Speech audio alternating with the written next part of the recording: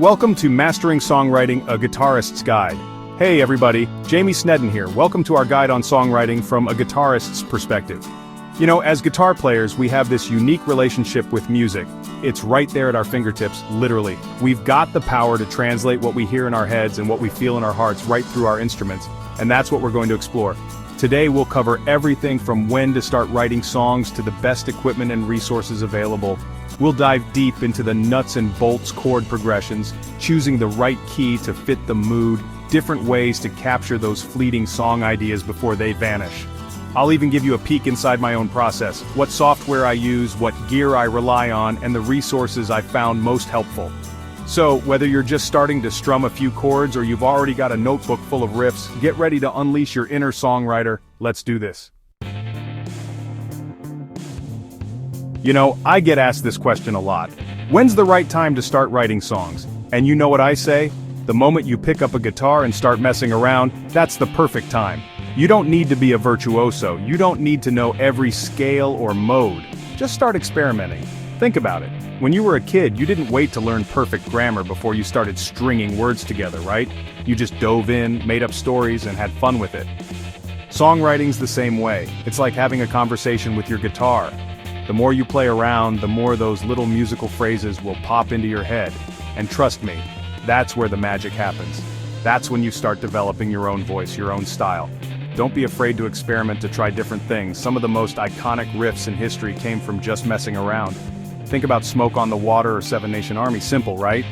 But they capture something special. So yeah, don't wait, start now, embrace the journey. There are no rules here, just possibilities. Okay, let's talk chord progressions. These are the building blocks of your songs, the harmonic foundation that everything else sits on.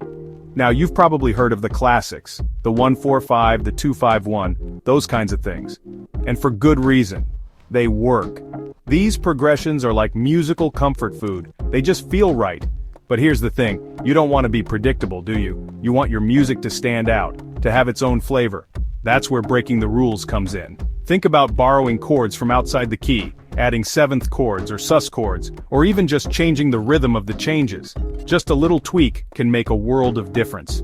One of my favorite tricks is to take a standard progression and flip it around, like, instead of 1-4-5, try 5-4-1. See? It's still familiar, but it's got a different energy. Don't be afraid to experiment. Listen to your favorite songs and try to figure out what makes their progressions unique, what makes them interesting, then steal those ideas. Borrow, adapt, and make them your own. Choosing the right key for your song is like picking the right outfit. It sets the tone, the vibe, the whole atmosphere. Now, certain keys have become associated with specific genres for a reason. Pop music, for example, loves to hang out in C major, G major, D major. They're bright, they're happy, they just feel good. Blues, on the other hand, often gravitates towards E, A, or D. Those keys just ooze with that soulful, gritty vibe. Metal, drop it down low, E flat, D, even C sharp. It's heavy, it's powerful, it just fits the aggression. Folk music tends to favor keys like G, D, and C. They're accessible, they're relatable, they're perfect for storytelling. But here's the thing, these are just guidelines, not hard and fast rules. Don't be afraid to experiment. Sometimes choosing an unexpected key can really make your song pop. Chapter 4. Capturing the spark, never lose a song idea again. How many times have you come up with a killer riff or melody only to forget it later? It's happened to all of us. Inspiration can strike at any moment, in the shower, driving to work, even in your sleep. That's why it's crucial to have a way to capture those ideas before they disappear. The easiest way? Your phone. Use the voice memo app. It doesn't have to be perfect. Just hum the melody, strum the chords, whatever you need to do to get it down. You can even use your phone's camera to record yourself playing. If you're more old school, carry a notebook and pen with you everywhere. Jot down lyrics, chord progressions, anything that comes to mind. Remember, the goal is to capture the essence of the idea. You can always refine it later. Chapter 5. From chaos to structure, mapping your song ideas. Okay, so you've got a notebook full of riffs, melodies, maybe even some half-written verses. Now what? How do you turn this jumble of ideas into a cohesive song? That's where mapping comes in. Think of it like building a house. You wouldn't just start laying bricks without a blueprint, right? You need a plan, a structure. And that's what mapping provides for your songwriting. One approach is to use a mind map. Start with your main idea, the hook, the chorus, the emotional core of the song, and branch out from there. Write down any related ideas, melodies, or lyrical themes that come to mind. Another method is to create a more linear outline. Divide your song into sections, verse, chorus, bridge, etc., and start filling in the blanks. Remember, there's no right or wrong way to map out your ideas. The key is to find a system that works for you and helps you organize your thoughts. Chapter 6. Software and Hardware for Songwriting, Your Digital Toolkit. Technology has revolutionized the way we create music. These days, you don't need a fancy studio to produce high-quality songs. With the right software and hardware, you can build a powerful songwriting rig right in your bedroom. Let's start with the heart of your setup, the DAW, or Digital Audio Workstation. This is the software where you'll record, edit, and arrange your music. There are tons of great options out there, from industry-standard programs like Pro Tools and Logic Pro, to more affordable options like GarageBand and Reaper. Next up, you'll need an audio interface. This little device acts as the bridge between your guitar and your computer, allowing you to record high-quality audio. And finally, consider investing in a MIDI controller. This handy tool allows you to play and record virtual instruments right within your DAW, giving you access to a vast palette of sounds. While software and hardware are essential tools for songwriting, let's not forget about the heart and soul of it all, the instruments themselves. First and foremost, your guitar. Whether you prefer the warm tones of an acoustic or the versatility of an electric, having an instrument that inspires you is crucial. Experiment with different guitars to find the one that speaks to you. Next, the amplifier. This is where you'll shape your guitar's tone, adding grit, warmth, or sparkling clean sounds. From classic tube amps to modern modeling amps, there's a world of sonic possibilities to explore. Finally, the microphone. If you plan on recording vocals or acoustic instruments, a good microphone is essential for capturing those sounds with clarity and detail.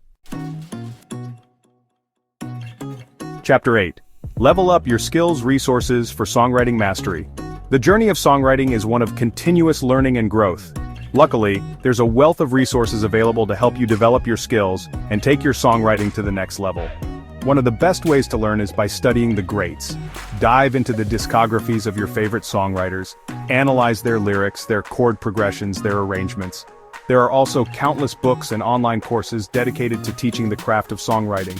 These resources can provide valuable insights into song structure, melody writing, lyric writing, and more. And don't underestimate the power of collaboration. Joining a songwriting group or finding a writing partner can provide invaluable feedback and inspiration. Chapter 9. Deconstructing the masters. Learning from your favorite songs. You know that feeling when you hear a song that just grabs you by the soul? The melody, the lyrics, the arrangement, it all just works perfectly. Well, guess what? Those songs didn't just magically appear out of thin air. They were crafted by skilled songwriters who understand the elements of a great song. One of the best ways to improve your own songwriting is to study the songs you love. Put on your headphones, grab your instrument, and really dissect those tracks. Pay attention to the song structure. How many verses are there? Where's the bridge? How does the chorus resolve? Analyze the chord progressions. What makes them interesting? Do they use any unexpected chords or modulations? Study the melodies. Are they simple and memorable or complex and soaring? Chapter 10. Music theory, essential skill or helpful tool. Music theory. Those two words can either spark excitement or send chills down a songwriter's spine. Some swear by it, calling it the essential language of music. Others see it as a set of restrictive rules that stifle creativity. So, what's the truth? Is music theory necessary for songwriting? The short answer is, it depends. Knowing music theory can definitely be helpful.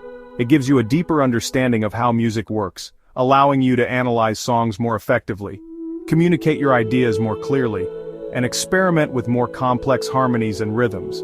But here's the thing. You don't need to be a theory whiz to write great songs. Some of the most successful songwriters in history knew little to no formal music theory. They wrote from the heart, relying on their intuition and their ears. The most important thing is to write music that moves you, that speaks to your soul. Outro: keep writing those songs. So there you have it, guys. Everything you need to know to get started on your songwriting journey. Remember, the most important thing is to just start writing. Don't be afraid to experiment, to make mistakes, to find your own voice. Thanks for watching. We hope these tips help you on your songwriting journey. Keep those creative juices flowing and never stop exploring the endless possibilities of music. And hey, if you found this video helpful, do me a favor and hit that like button. It really helps the channel grow and allows me to keep making these videos for you. Don't forget to like, subscribe, and hit the bell icon for more informative videos.